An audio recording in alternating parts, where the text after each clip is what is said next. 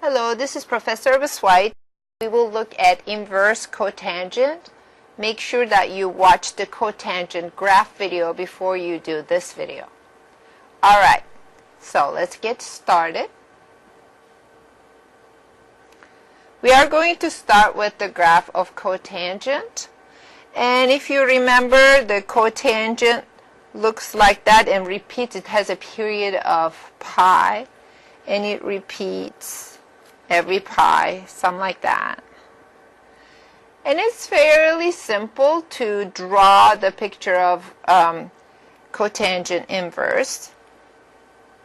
So since I'm looking for one-to-one area, so I'm going to limit my inverse into 0 to pi. 0 to pi.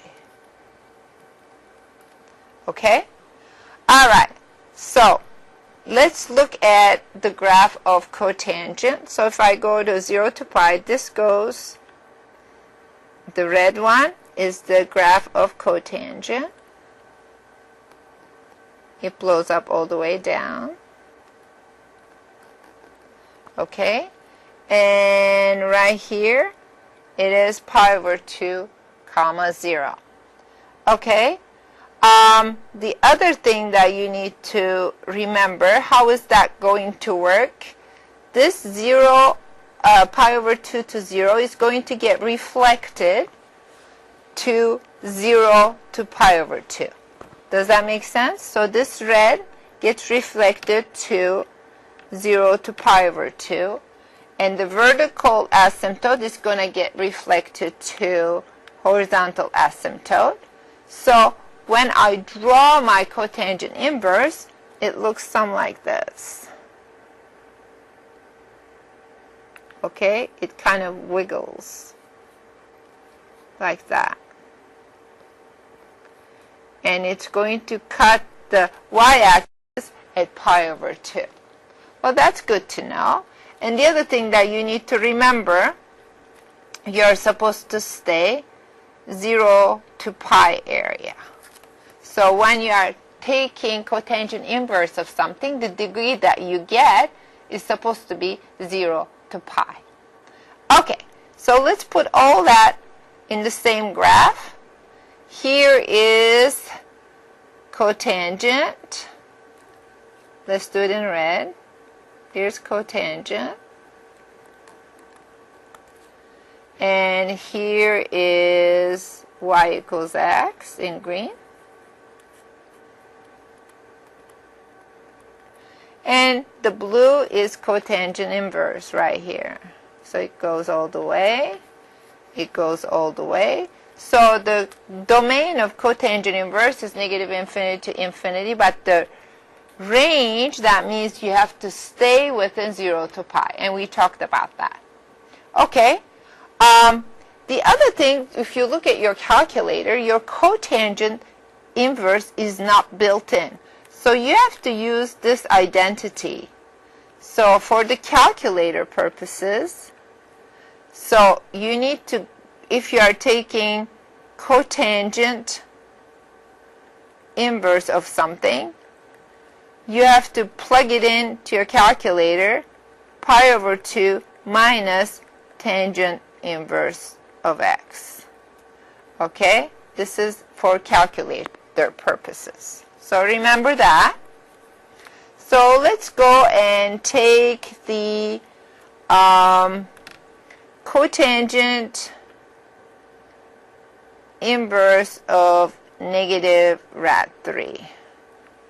Okay? So let's remember what cotangent gives me rad 3. And I remember from my past life that I know if I'm looking at cotangent of something giving me rad 3, that something was pi over 6. Okay?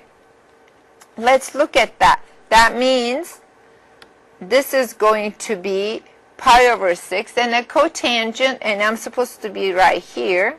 So it cannot be the positive because I have this negative in here.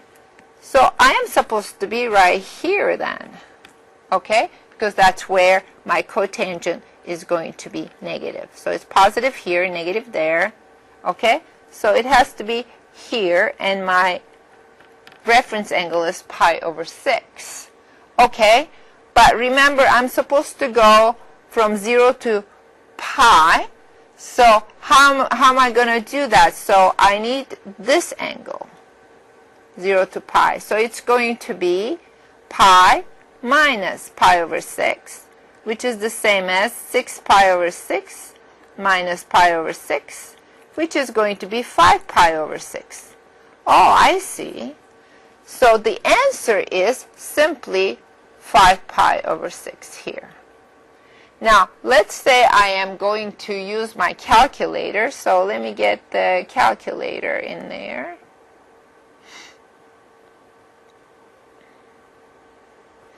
Okay, let's hide the history and all that stuff.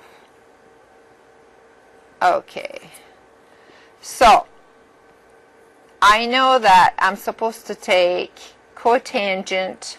Okay, let's move it here. I'm supposed to take cotangent. Let me write it here so that I can display everything. Cotangent inverse of negative rad 3.